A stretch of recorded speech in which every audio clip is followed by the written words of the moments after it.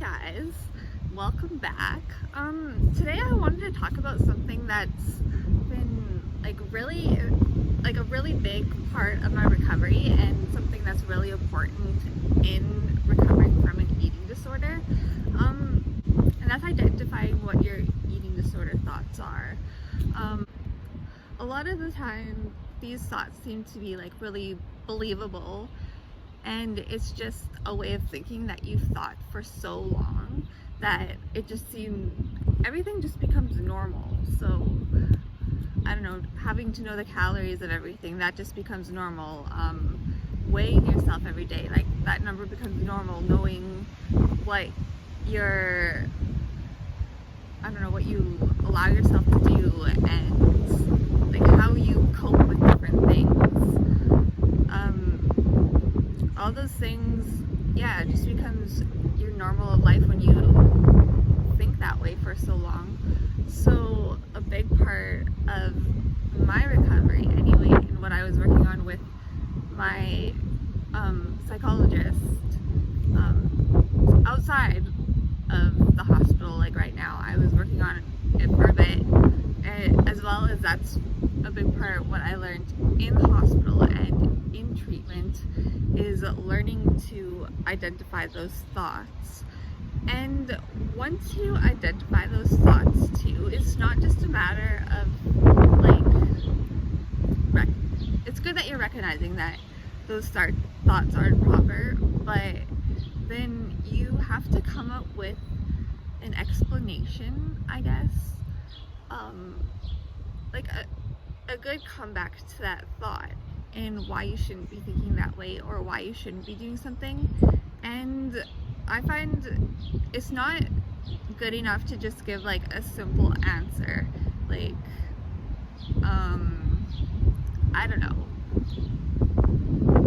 say I can't eat this because it's not part of my meal plan or something like that. You have to give yourself reason to believe otherwise. So if you're just giving yourself simple answers to things, it's not as helpful as if you really think out why that's an eating disorder thought and why you shouldn't be acting on it or behaving that way. So say I guess with that example of it's not part of my meal plan, so I'm not going to eat it. If you really think about it, that's still an eating disorder thought. You're still restricting yourself in some way. Yes, you may be getting in what your meal plan says and the amount of calories or nutrition or whatever, but you're still restricting yourself in a way that you're not allowing yourself still to enjoy something just because. People every day, they will go for a coffee with a friend. They will not have, most people, they don't have a meal plan, and they just go about their day. They eat when they're hungry, they stop when they're full. If there's somebody who brings in a treat to work or whatever, they'll have it. It wasn't planned, it wasn't part of a meal plan, but they're doing it because they want to enjoy it. So giving yourself a really thought out answer to your eating disorder thought, that's been really helpful for me. And it takes a lot of effort too to identify those thoughts, because there's a lot of thoughts throughout the day that you're gonna have, and you have to really stop and think about every little thing that you're doing, and really think to yourself, is this my eating disorder talking right now or not? So learning to identify and really reason with yourself why this is an eating disorder thought, Yeah, that's been really helpful. And even too, when I'm challenging myself, yeah, it's gonna be difficult, but I just have to keep reminding myself of the reasons why I'm doing it and why I shouldn't be listening to my eating disorder thoughts. Another thing that I have had to learn to think of is not just like my thought, but also my motives behind something. So for example, say you want to go for a walk. I really have to question myself, like, is it something I'm doing because I enjoy it? Like, it's a nice, I could be thinking, yes, it's a nice day, I just want to get outside, get some fresh air. I've been sitting all day at work inside and I just want to get out, stretch my legs a little bit, go for a walk, which is all right. Like, going for a walk is completely fine. But if I'm doing it because, say, I ate a cookie or whatever, and I am just thinking that I need to make up for it somehow because it was unexpected and something extra on my meal plan, that now I have to go for a walk because to compensate for what the extra that I had, then I wouldn't want to be doing that. Or if I'm like super tired and don't really feel like going for a walk, but I'm still pushing myself to go for a walk anyway because it's like extra calories burned. Just learning kind of things like that, like why you're doing things. Because yeah, like going for a walk is fine, but your intentions, you don't want to give into your eating disorder thoughts and like push your body or whatever to do exercise, whatever it is, to compensate. So learning to identify that and just like, yeah, really question yourself before you do something, why you're doing it. Another thing that I will mention, it's not always going to be easy. Usually when you're challenging these thoughts, it's going to be uncomfortable. Like, it's not going to be the easiest situation ever. And usually when you are challenging your eating disorder and challenging those thoughts and challenging your motives, challenging the way you're thinking, it is going to be extremely uncomfortable. I'm not gonna lie, like, it's hard, but the more times you do it and the more times you keep reminding yourself of why, like, you're recovering and like think of your goals in the future, like being free from eating disorder and not having to worry about everything, it does get easier the more times you do it.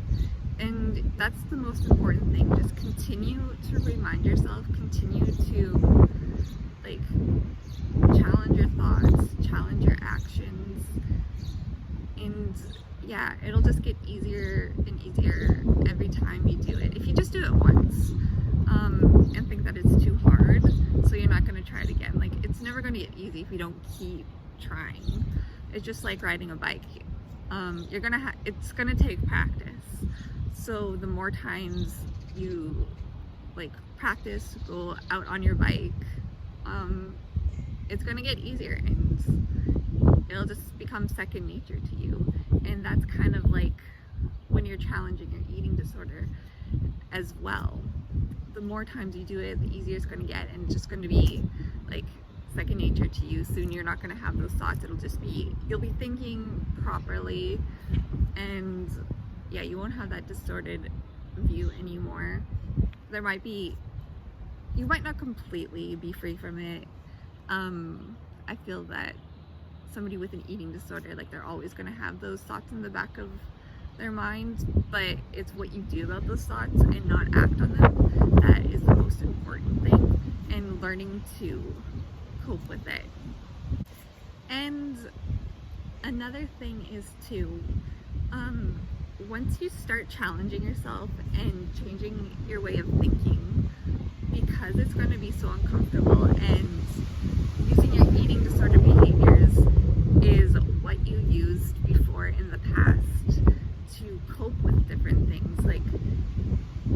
every time you feel uncomfortable about something or uncomfortable about food, you would turn to your eating disorder to cope and make yourself feel better.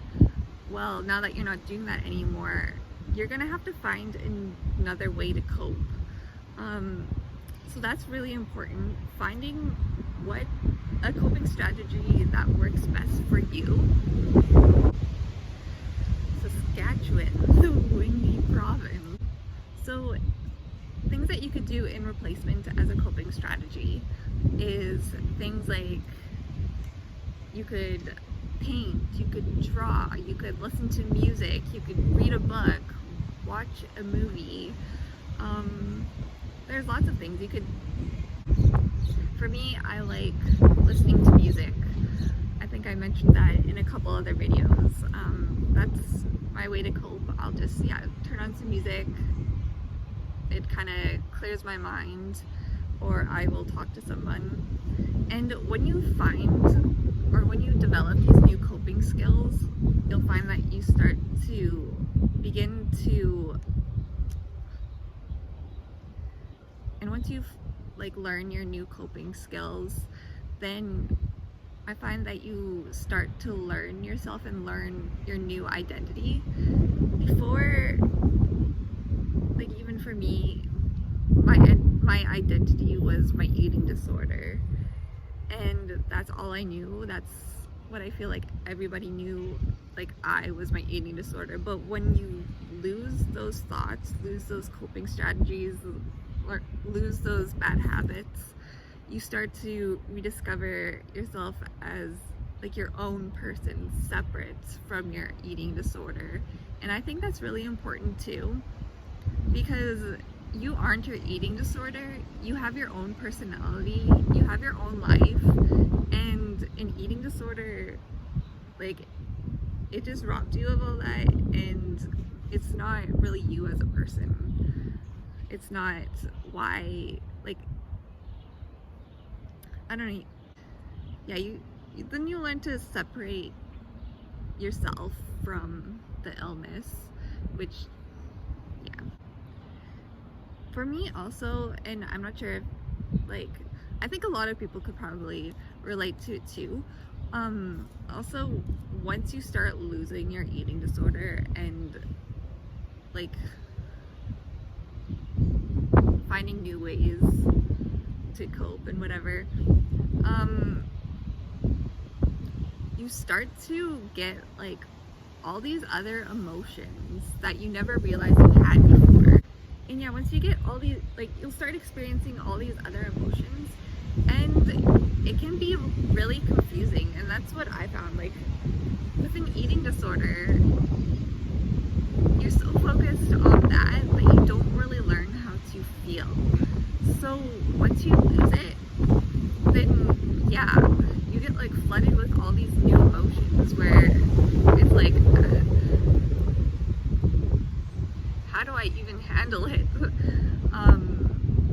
And that's what my psychologist told me too. She noticed in me that, yeah, all these feelings, I'm feeling all these things, and I'm just what are they?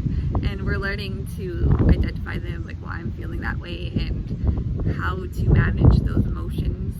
And I think that talking to somebody about your feelings is really key.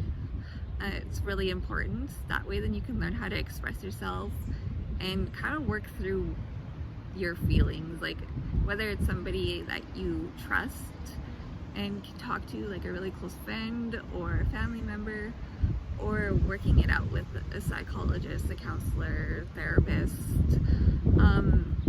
Yeah, I find that I think that would be really helpful, and it's been helpful for me because, yeah, I'm not very good with emotions, and even learning to identify them